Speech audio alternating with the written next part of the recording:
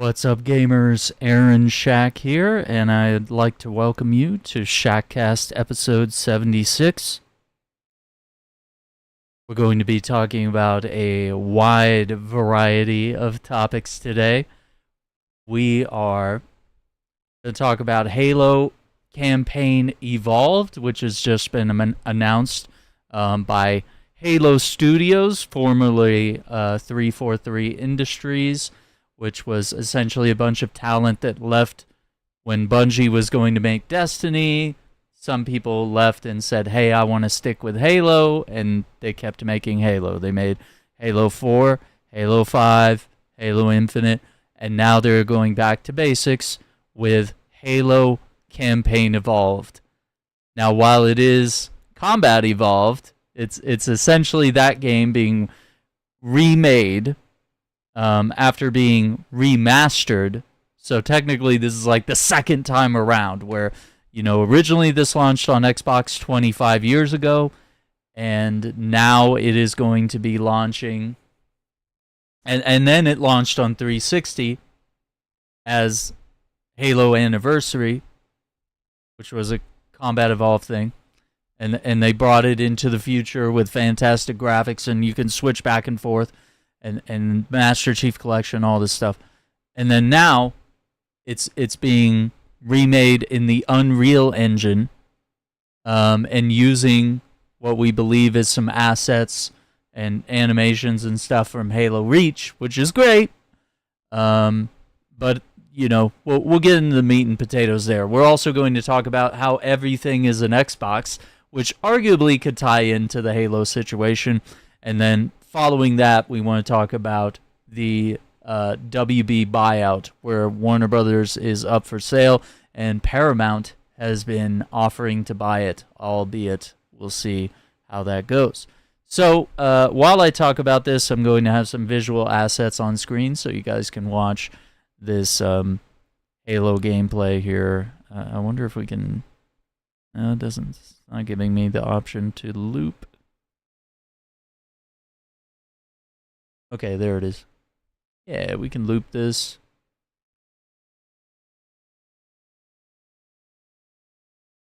Sorry, that might be on my end. I have too many things open. But this is a pre-release build, work in progress, so you can see some of the assets on screen. Now, some of the problems that people have brought up is that Unreal Engine 5 games tend to be a little buggy. There tends to be lots of issues with frame rates and performance, and a lack of optimization. But then there have been games like Black Myth Wukong. There have been essentially outsiders that are saying...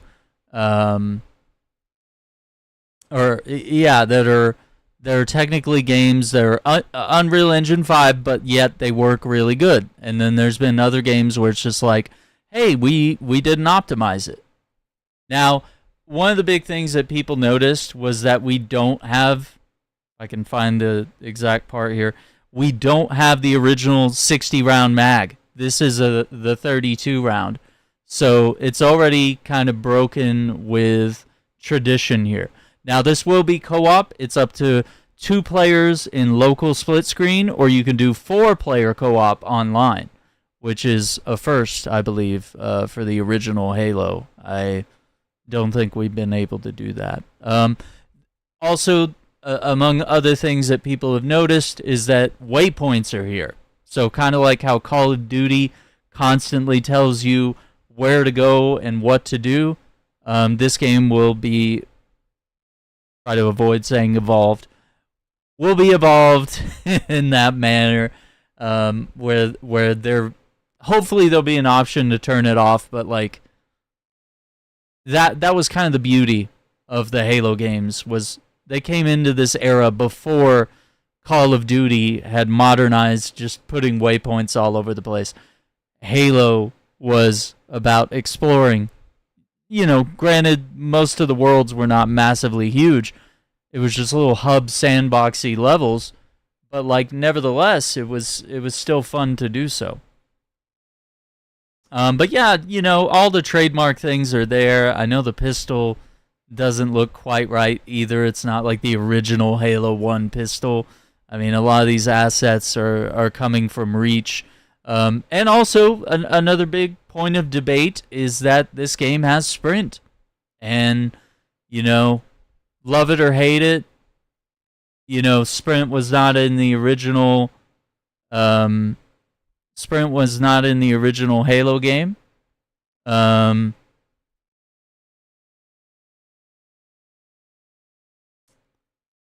But I see it two ways. There is half of your audience that are probably Gen Xers, millennials, older people, people around my age perhaps as well, that, you know, either grew up with Halo or they were teenagers or college students when Halo was coming out, and they're very used to Halo being a certain way, where Halo is,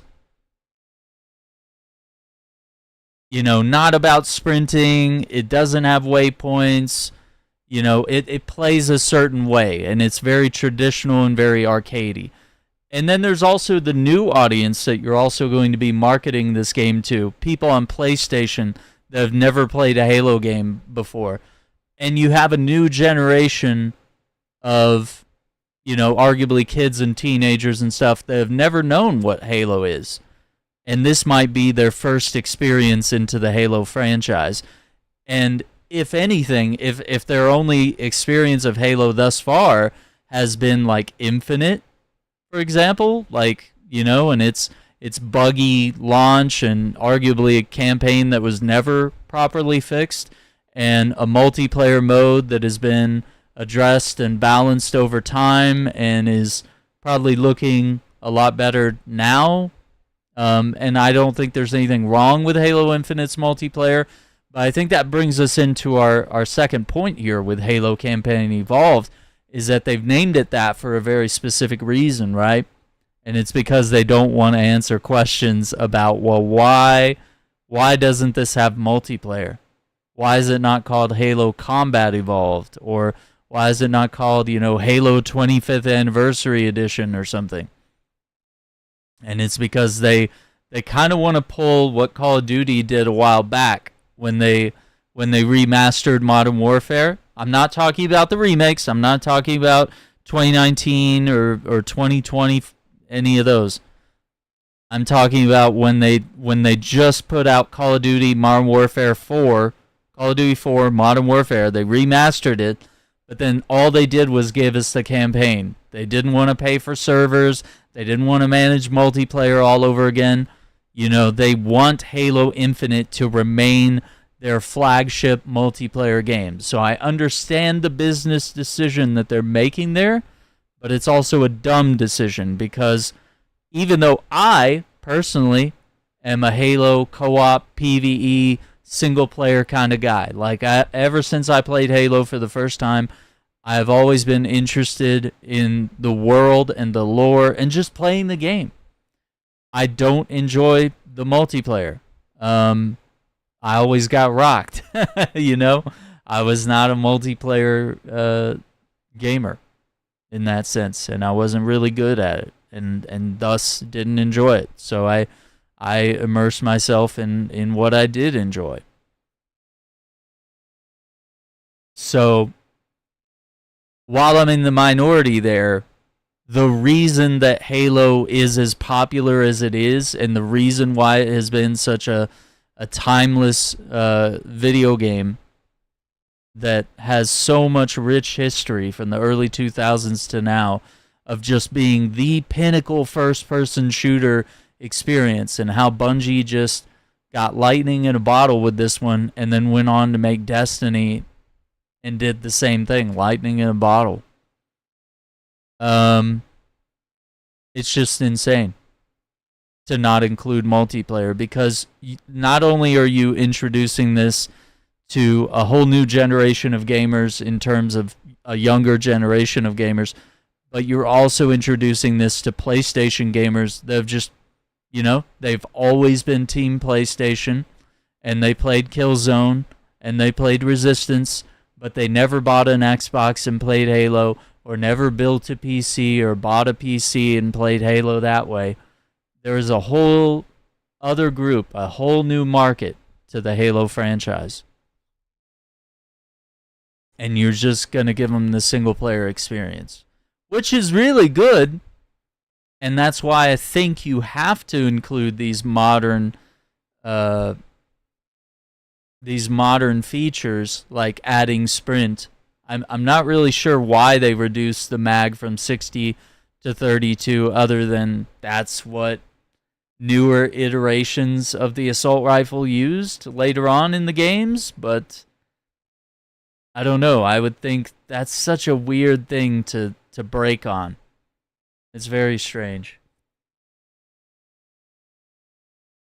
But I will say the game looks gorgeous. It's pre-release stuff.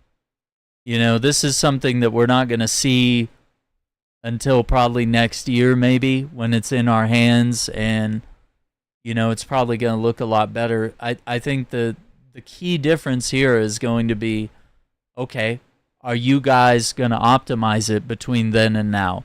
And any flaws that are seen in the trailer, which I put the link in the description.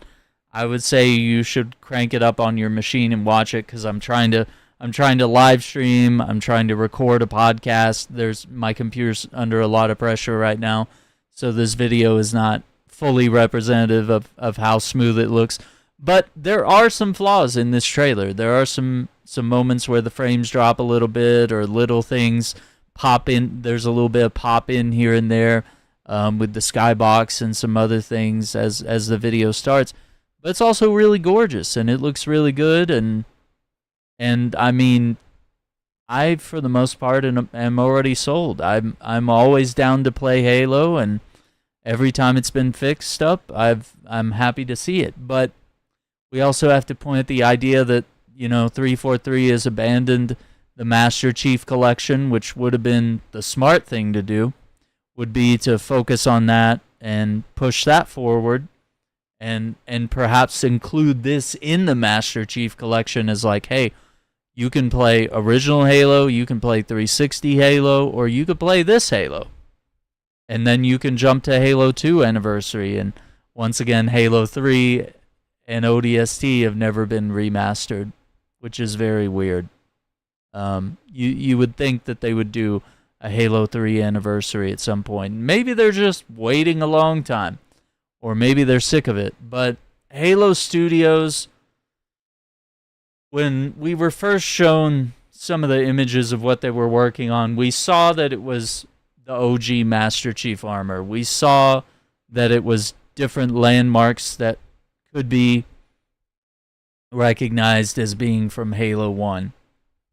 And it does make sense for them to go to this first before making another new Halo. Is that if you're going to switch to a new engine, being Unreal 5, you have to get familiar with that engine, and this is the best way to do it, is to get some practice in. Because we cannot have more issues like what has happened with Infinite. We can't have issues with what has happened with other games that utilize Unreal 5. You know, Halo needs to launch in perfect form. Whether it's this Halo or the next Halo, it needs to be perfection. It is one of those games, you know, that just cannot afford to have a launch disaster, or have servers go down, or have performance issues where it doesn't run right, or it doesn't look right, or your character's dying for no reason as soon as you get out of a cutscene. You know, all sorts of things that we experienced in our playthrough of Halo Infinite on the channel.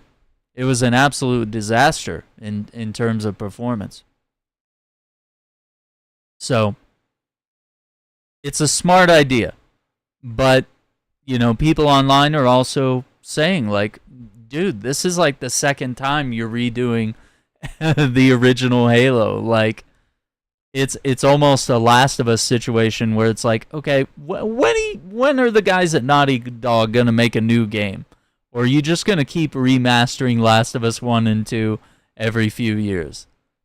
That's kind of what it feels like with Halo, for better or worse. So this looks gorgeous, and this is probably one of my favorite Halo missions of all time. It's up there. Silent Cartographer is a beautiful mission, and it's just timeless, and it feels like we're living through it again with new eyes, as we see how gorgeous it looks now. But, this is pre-release build, so we have to see how things develop from here. But let us know your thoughts in the comments. Just be respectful of everyone's opinion, and, how do you feel about this? Do you think this is a good move, or would you rather see new Halo? And by new Halo, what does that mean? Because we've had new Halo. We've had Halo 4. We've had Halo 5, which I would say is probably the best of the three. And we've had Halo Infinite. And also, Halo Wars has kind of gone dormant. I would love a Halo Wars 3. I don't know. The franchise is in a weird spot. You have all this rich lore in the books and in the original, 3 games, ODST, Reach. You have something really good there to build upon. And instead, it feels like what 343 did was, with Halo 4, they're like, we're going to go to our own place and make our own enemies. And it didn't really pan out. And then Halo 5, they tried to do something different and better, and audiences didn't receive that very well. And then with Halo Infinite, they were like, okay, we need to go back to basics. We kind of need to go back to the drawing board here and figure out, what makes Halo special, and try to pick up off the story that Halo Wars built on with Atriox. And then it just kind of fell apart, and it just looked really bland, and it just felt samey. So it makes sense to go back to basics yet again, which feels really stupid. But I think they need to figure out, like, this is what made Halo special. It was moments like this. And so if you're going to make a new Halo, you need to look at everything. You need to look at the history of the Bungie era of Halo, and look at some of the books. Look at Contact Harvest, The Flood, First Strike, Fall of Reach even though arguably Halo Reach covers a lot of ground in that sense. And also realize that not every Halo needs to be about Master Chief. We've seen examples with Halo Wars and ODST that there are great stories to tell in this universe, and not everything has to revolve around the unkillable Doom guy-like character, I think it's cooler when the stakes are higher. And the stakes are not very high when you're an unkillable killing machine like Master Chief. As cool of a character as he is, he doesn't have a lot of depth to him. So, let me know what you think. That is Halo Campaign Evolved. And we took a look at some of the Silent Cartographer mission, which you can find a link in the description down below. It's about a 13-minute long video. Now, next, I want to talk about this campaign. Everything is an Xbox, right? Because for some people, they absolutely love it, and they think it's amazing, and I'll kind of show you on screen what I mean, is that it's pretty much a bunch of Xbox commercials that will show, like, hey, your phone, your tablet, your ROG Ally, your Steam Deck, your Samsung TV, your Xbox itself. Anything that has the Xbox app on it, you'll be able to log on to Game Pass, log into the Xbox ecosystem, and start playing right away. And so what's so interesting about this is that we have to realize that there is a very large and new generation that mostly games on their phones and on their tablets. And they're not tactile gamers that are used to picking up a controller and playing a game. These are people that were born with a tablet in their hands. Okay, they're 100% the iPad generation. There's also a massive Asian market that is mostly mobile gaming. Now, if you can put console and PC quality games in their hands through the Xbox Cloud, then that is what Xbox is attempting to do here. Now, we've also seen the ROG Ally Xbox handheld that has come out recently, and, that looks really cool too. I think $1,000 is ridiculous in terms of price. It doesn't matter. Like, I've heard reviews. Everyone says it's really good, but also they were given one or paid to do the review. And I'm not knocking that. I think, get your bread and be honest about what you think. But I think the $1,000 price starts to make gaming unaffordable. And people will argue that gaming is a luxury. I disagree. A luxury is a collection of exotic sports cars. A luxury is gold-plated statues. Luxury is things beyond what the normal person can afford. When it comes to video games, even dating back to the 70s and 80s, video games were never totally unaffordable. You could go to the arcade, put a quarter in the machine, and play. If you had a home console, it didn't cost more than your rent. Like, or comparative to your rent. It wasn't even close, right? Like, low income, medium income families could at least have one video game console in their house, at least. And some of us might have been lucky. You might have had an older brother that had one, and then your younger brother gets one. You get one for Christmas, and then you get a video game on your birthday. We know what it was like. It was sparse out there. You mostly rented video games. But like, the thing is that video game consoles or having a computer for the household wasn't completely out of reach. And this is the first generation where we've seen, instead of the price of PlayStations and Xbox go down after 5 years, we have seen the prices go up. And that is partially, you could argue, that's a tariff thing, that they get their parts overseas and consoles assembled overseas, depending on which manufacturer and which parts and who makes the graphics cards and who makes the CPUs that go in these, Sure. But it's also greed, because everyone is scrambling to either make a profit or expand their profits. And what's great about this campaign is that it has the ability to put gaming in everybody's hands, but it's not advertised that way. They just show random things, and they're like, yeah, your blender, your refrigerator is an Xbox. Like, they're just like, anything with a screen is an Xbox. And then they don't explain it. So I think what they've done is they've made probably one of the worst ad campaigns they've ever done. Because if everything is an Xbox, then nothing is an Xbox. And you end up with the situation of, well, why should I buy the console if everything is an Xbox? Like, why don't I just buy a PlayStation? Why don't I just buy a PC if I can play all these games and more over there? Why should I have loyalty to the brand? And then to the people that are actually loyal to the brand, that are people that, like, maybe just own Xboxes and they don't own PlayStations and they don't own a PC. What are you doing to that base? You're destroying that. So you're seeking a new audience and you're tearing apart the existing audience that you have. So you're trying to expand, but you're also losing everybody that built your brand. Yikes. And even I said it as I bought an Xbox Series X. I was like, I don't really need this. I have a gaming PC. I have a PS5.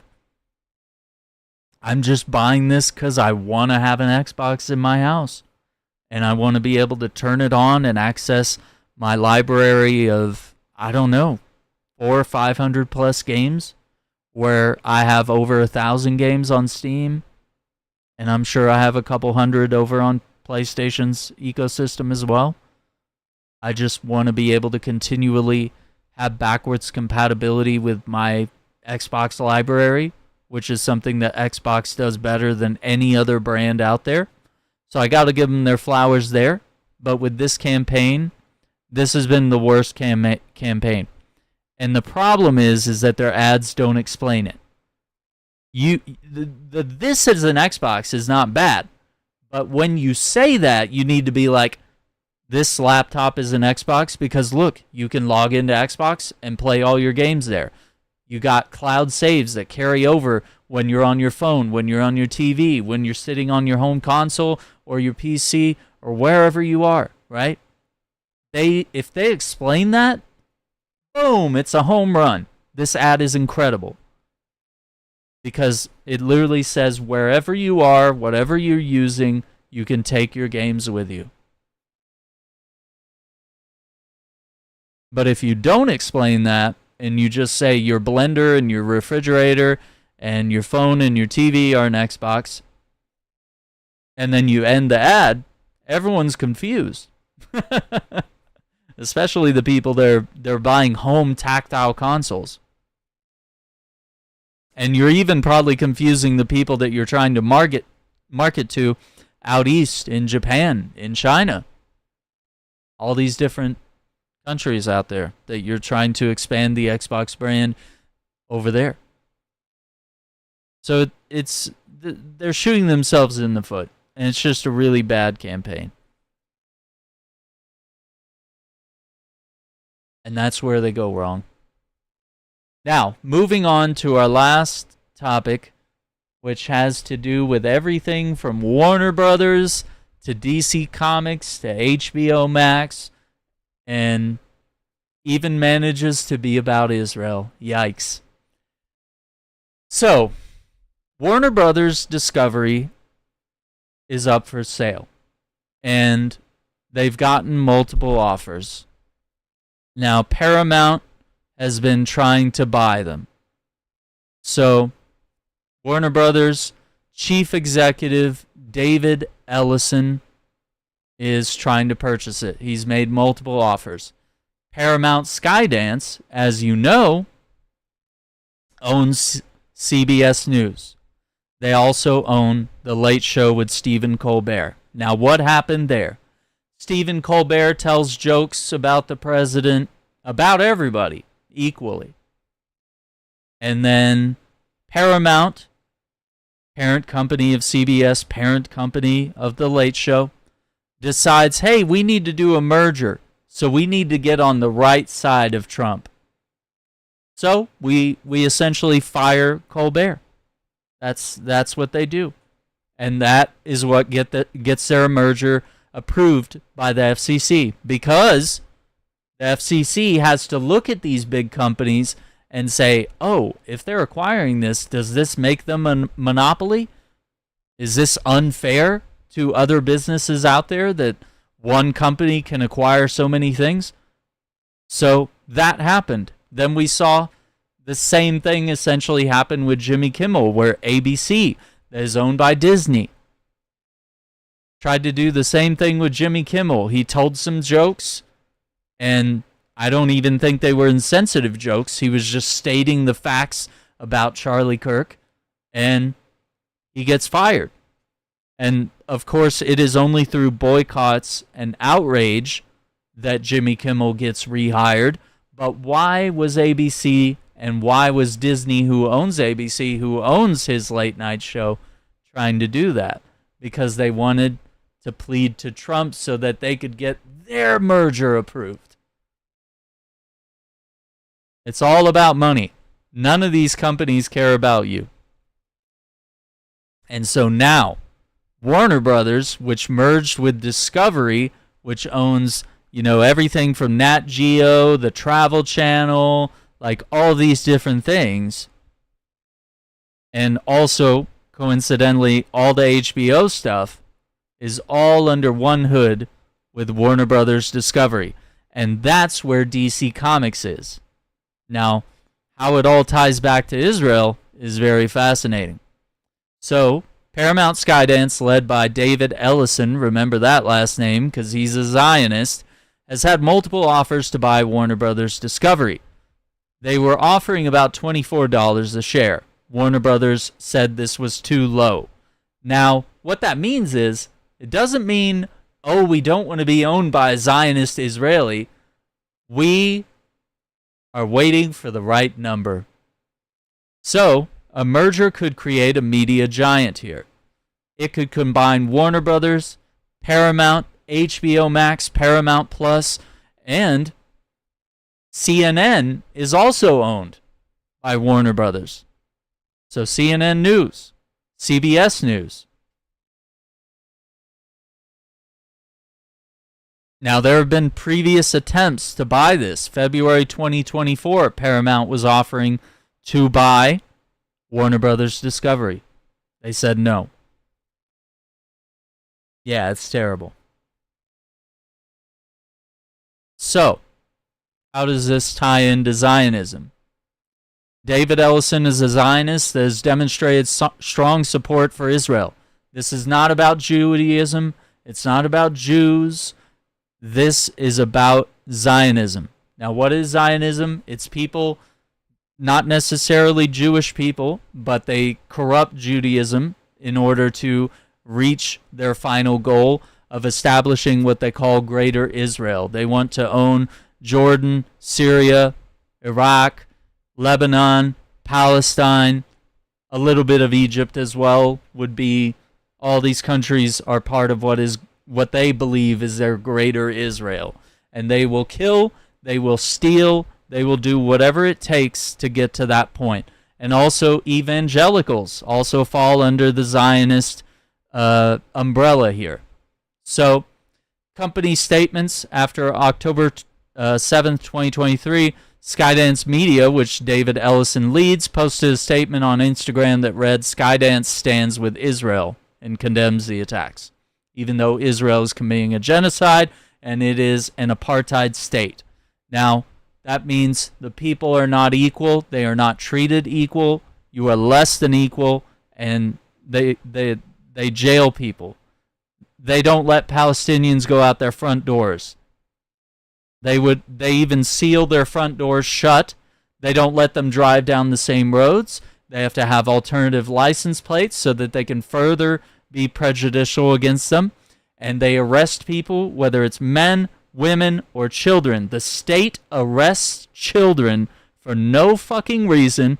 And they don't have laws like we have over here where you have, 48 hours without a charge? Okay, we have to let them go. No, they lock people up for their whole lives, and they lock people up, and they do that so that the family can't pay their bills. Then they go late on their bills, then they bulldoze the house or take it over, settlers move in. And Israel is open to anyone who is Jewish, quote unquote, and as long as you're that, you can move in, take more land, and this is why it's an apartheid state. It can only exist as long as they keep funneling people in and are under constant war, constant attack, constant expansion. It literally is the plot of Helldivers. They are the bad guys. And I'm not talking about the aliens or the Terminids or any of these. They are the humans. The world that Super Earth exists in only exists because they are under constant war, a constant surveillance state. They are constantly feeding propaganda and attacking everyone that doesn't stand with them. So that's Zionism in a nutshell. Anyway. In October 2023, Skydance donated $1 million to humanitarian relief efforts in Israel. He opposes boycotts. The BDS initiative He wanted to help surveil and disrupt pro-Palestinian activism. His acquisition of Paramount Global has followed by the hiring of journalist Barry Weiss as editor-in-chief of CBS News. Now, if you don't know Barry Weiss, she is also a Zionist fanatic and will now be the editor who gets to choose what CBS talks about. So all of a sudden, when 60 Minutes doesn't ask any questions about Palestine, when they're interviewing Jared Kushner, and they just give him softball questions, you know who's setting it up. So now there's going to be a pro-Israel shift in CBS's news coverage. Now there's already a pro-Israel shift in CNN's coverage, but if that were also owned by CBS, by this guy, you would see the media machine completely transform, and you would have no chance of hearing any news of what the Palestinian perspective is of what's going on. And that's the reason everyone's being woken up, is that all of a sudden you're seeing men, women, and children, innocent people being jailed and bombed, and while you're not seeing aid, you're seeing all these aid boats travel across the ocean only to get stopped at Israel and only to get hijacked in international waters by Israeli forces. Why aren't they letting aid in? Gee, I wonder if they're the bad guys, you know? So, there's also employee backlash at Paramount. The company's public stance on Israel has led to significant employee dissent. In October 2025, employees reportedly sent a letter to the executives criticizing the company for aligning with the genocide in Gaza and demanding a matching donation for Palestinian aid. Now, here's where it gets interesting, the family connection. David Ellison's father, Larry Ellison, is the co-founder of Oracle and a known Zionist and major donor to pro-Israel causes. His influence is seen by some as extending to the media company now owned and controlled by his son.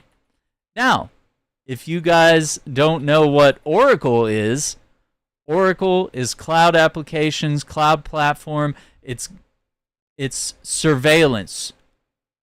It is the kind of stuff that will be able to watch you, and everything that's being tested in Israel, that they're testing on Palestinians, whether it's weapons, chemical weapons, because they've even dropped white phosphorus on Palestinians, which is a war crime among all the other war crimes that they've done. On top of that, you're seeing companies like Oracle and all these others that are going to create a surveillance state.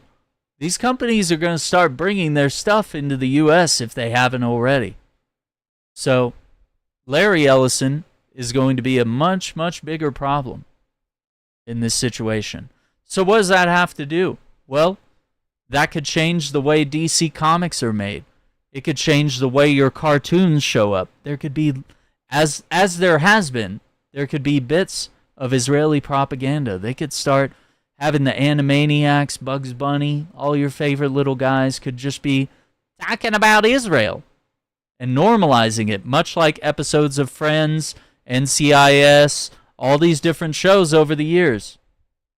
And of course, yeah, you have the No Thanks app, which you can scan barcodes of everything you buy, whether it's grocery items, the hummus that you choose to buy, which I'll remind you that hummus, za'atar, olive oil, none of these things are Israeli. Israel doesn't have national foods. They only have foods that have been stolen from other countries. They pretend that they invented za'atar and olive oil and tabbouleh and, falafel and all these things, when it's literally the Arabs. We could argue whether it's Lebanon, Egypt, Palestine, all these different countries that came up with those foods. But it sure as hell wasn't Israel. Israel is a colonial state. It's only continues to exist by our tax dollars, and of course other countries like the UK, Spain, Italy, Australia, to name a few, that continue to fund it. So yeah, check out no thanks app. Check out. You have to be very careful about how you spell this. Yeah. BDSmovement.net. Check this out. You can see the campaigns, ways to get involved. You can learn about which companies, McDonald's, Starbucks, Burger King, Pizza Hut, Reebok, Microsoft, even Xbox is on the boycott list. I say that as a gamer, as a Palestinian who literally plays Xbox games. And you might not be able to boycott every single company here. You know, Walmart might be the only company in town where you can get your groceries at. That's understandable. But you know what you can boycott? You could probably boycott McDonald's. You could boycott Coca-Cola. You could boycott Papa John's, mostly because their pizza is trash. Puma. Now, Puma funded the Israeli soccer uniforms, and then Reebok took it over, thinking that they could ride the wave and handle the pressure. Well, we boycotted the hell out of Reebok, and now they stepped down, and they're not making Israel's uniforms. SodaStream, Disney, all of these brands. Tell them to go fuck themselves. And I wouldn't even continue. I won't even go to Starbucks even if they quit. But Starbucks is run by a Zionist. McDonald's is run by a Zionist. And they provide free meals and coffee to the IDF. And even Ben & Jerry's, which is owned by two Jews who are anti-Zionism, Ben & Jerry's ice cream is now owned by Unilever, which is pro-Israel. So you have a pro-Palestinian company that is being distributed by a pro-Israel company. So boycott Unilever's products. But you can continue eating your Ben & Jerry's ice cream. Now, Ben is still part of the company, but Jerry stepped down recently. And if you want to know everything about it, you can do this. You can read about this. You can also go to, I have a couple of books I could recommend. Trying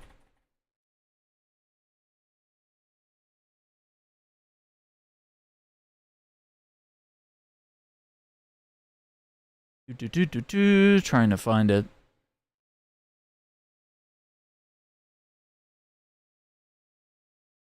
There's a couple books. Palestine, I believe it's... Hang on. I want to get this right. Yes, Palestine, A 4,000-Year History is a good book to read. You also have Palestine, 100 Years, the 100 Years War on Palestine by Rashid Khalidi. You even have poetry called Gaza Writes Back. Gaza Writes Back is a poetry book written by young writers in Gaza, and Rifat al-Arir was actually murdered by Israel. He was a Palestinian writer and poet, and he was killed. And Rifat wrote a poem, and you can also get his book, which is titled If I Must Die. And you can buy the book. You could even look up the poem and just read the poem online. And Ukraine, Ukraine, it's the same deal with Ukraine. Russia has been accused of a genocide, but guess how quick it took 4 days for Russia to get kicked out of the Olympics, to get kicked out of any soccer things. Immediate. But with Israel, it's only just now that they had, the Maccabi fans that are racist. They sing songs about like killing Palestinians and killing women and children and stuff. Like they do those cheers at the football stadium and in public, and I've done videos on my channel about them. Haven't had McDonald's in 5 years. Honestly, your stomach will thank you as well as your conscience. To be fair, most corporations and companies are tied to horrible things. Same with the ultra wealthy. Yeah, and I mean, it's like, that's why you got to pick your fights. It's like, maybe you can't boycott every single company on the list. But if you and enough of other people boycott just a few companies on that list, you can make a difference. And money talks more than anything else. The protesting in the streets, it's great. It allows you to mobilize. It allows you to meet other people and get more involved in these causes. And you can start spreading good trouble. And you can start boycotting all the right brands and learning more about everything. And there's multiple genocides going on in this world. There's stuff in China. There's stuff in Congo. There's stuff in Sudan. There's all over the world. There are different genocides happening. And I thought we said never again, right? Like, what? Isn't that what it says at the Holocaust Museum? Isn't that what we said after World War II? Isn't that why we made the United Nations? Never again? Or was it just for the Jews because they're white passing? And I put Jews in quotes because Zionism weaponizes that. They want you to get that form of anti-Semitism where you say, oh, it's just for the Jews, but it's just for these white people. It's much easier to feel bad for example, for the Ukrainians because they're white. And a lot of them are Jewish. And there's a lot of people in Israel that are from Ukraine, Poland, all these different countries. They don't even have native DNA to the region. They are not what they say. They say that they are the original, the original stuff. But the Palestinians that have always lived there, they're the same people that have always been there. Now, granted, we have been ruled by the Ottomans. We've been ruled by the British. We've been ruled now by the Israelis, which is not an actual country. It's a state, which is a very big difference. It doesn't have internationally recognized borders. That's why we're in trouble. Yeah. And the Crimean thing as well. Leave Russia's great resources for helping us be more conscious with brands we choose. Absolutely. And see, this is the whole point of mobilizing, is because you can spread things. You can spread information like this and get people on board. Because you might know, like I know by heart, all the brands that are Israeli focused. I know not to buy Sabra hummus. But, having these easy tools that allow us to mobilize and spread stuff, this is a way that we can help. Yeah, there you go. It's all colonization. Russia wants the USSR back. They want all of the territory that they used to have. They don't like that democracy is spreading around the world and that other countries are building up around them, and Russia is starting to get smaller and smaller. And Americans, we did the same thing to Native Americans. Israelis are doing the same thing to Palestinians, Lebanese, doing the same to even people that moved to Jordan, even people that fled to Egypt. And they've got all of these countries under their grip. So don't be surprised if your DC Comics all of a sudden have Superman standing up for Israel, if David Ellison owns WB. We go from a great movie like 2025's Superman to whatever the hell. And this merger could fuck the DCU as well. They could just say, we want our own people on this project. We don't really care for James Gunn. Want our own guy. That could happen too. They do that, you better start your own comic brand. Right? Goodness sake. It's a global issue, and this is why Israel is packing the field with so many settlers, is because they believe, well, you can't kick us all out. It's the same thing in the U.S., right? Like if we're going to have reparations for slavery to African Americans, if we're going to, the reservations aren't the best thing for the Native Americans. It's not the best solution. It's a solution. It's not perfect. It's not great. It's probably not what they wanted.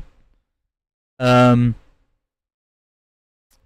say, well, there's so many of us here, and it wasn't our fault. It was our great grandparents' fault.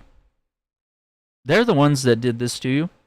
So distance between it, right? But it's only been 75 years since Israel came into existence. They haven't been around that long. Zionists have been kicked out of 112 countries from the beginning of time for this very reason. Exactly. It's been built. Israel was built. And it uses Judaism as both a sword and a shield from accountability. So, what could happen?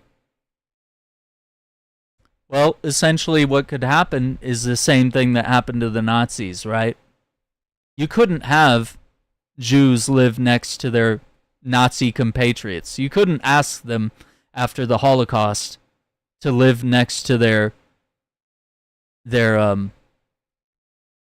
what would be the term here?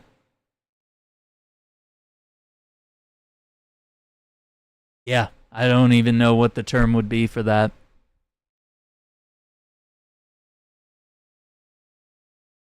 So you really can't ask Palestinians to live next to Israelis after they've committed genocide. You just can't ask them to sit next to literal Nazis and live with them, even though they are a very kind people and they opened their doors to these Zionists, and then when they left to go to work, the Zionists locked the doors and took their house and kicked them out and killed them, beat them.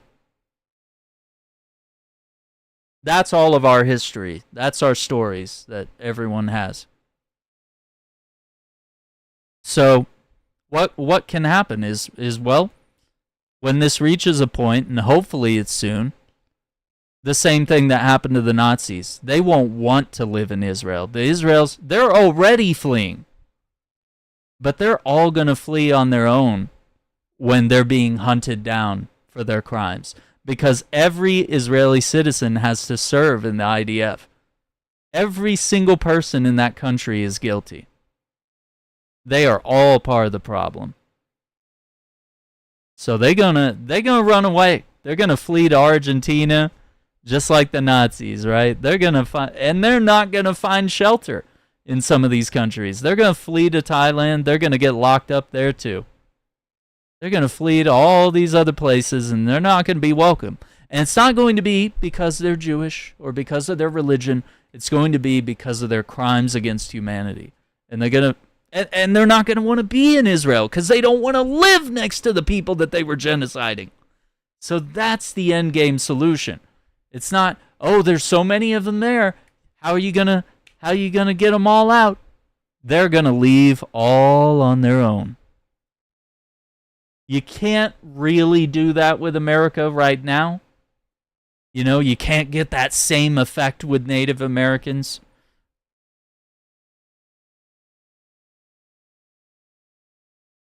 Yeah.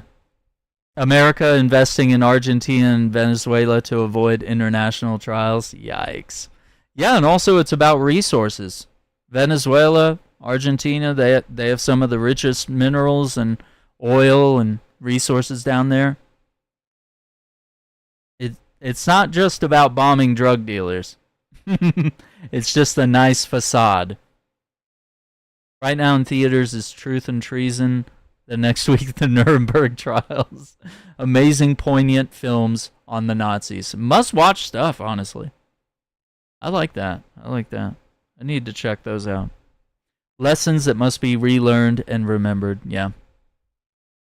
Yeah, and I remember when I originally got out of the Holocaust Museum when I went in D.C. a couple years ago, and they had a whole segment about Syria and Palestine, and the whole segment was like, hey, you just witnessed this. Now, there are genocides going on in the world today. Crazy. So it's kind of crazy. You could almost make any single issue tie back to Israel. It's insane. But it's just too much of a coincidence there that it all just circles back. Now, let me know in the comments if you have anything else you want to say on this issue or anything that we've discussed today. But I'm glad we could talk about this here, and I'm glad that we could share resources and bring this up because, yes, as Turbo Dad says here, the world is waking up, though. Yeah, it's everywhere. It's all over the news. It's all over your phones. The reason why the Republicans and the Democrats went after TikTok is because there's a massive pro-Palestinian movement there where the news, the videos are being spread from people directly in Gaza and the West Bank are recording their experiences. You can't dress it up on CNN or Fox News or any of your other things and try to make it look like it's not happening. You can't dress it up to make the Israelis look like the good guys when we can literally see firsthand, no opinions, no person editorializing what's happening, raw footage of what is happening. Side topic at your leisure, the gross. Yes, I did see that. I was like, the AI Stan Lee, god damn it. I mean, I feel like Stan Lee would hate this. Because, like, I've seen this machine do, like, stuff for Chris Pratt and Howie Mandel, like, people who are still alive. But, like, I don't know if they had a license to his likeness or if they're... I don't know how all that works. It's using his words, interviews, and writings, right? He was, even at 95, even as old as he was still being just trucked around and used. There was some elder abuse happening for sure. It sucks.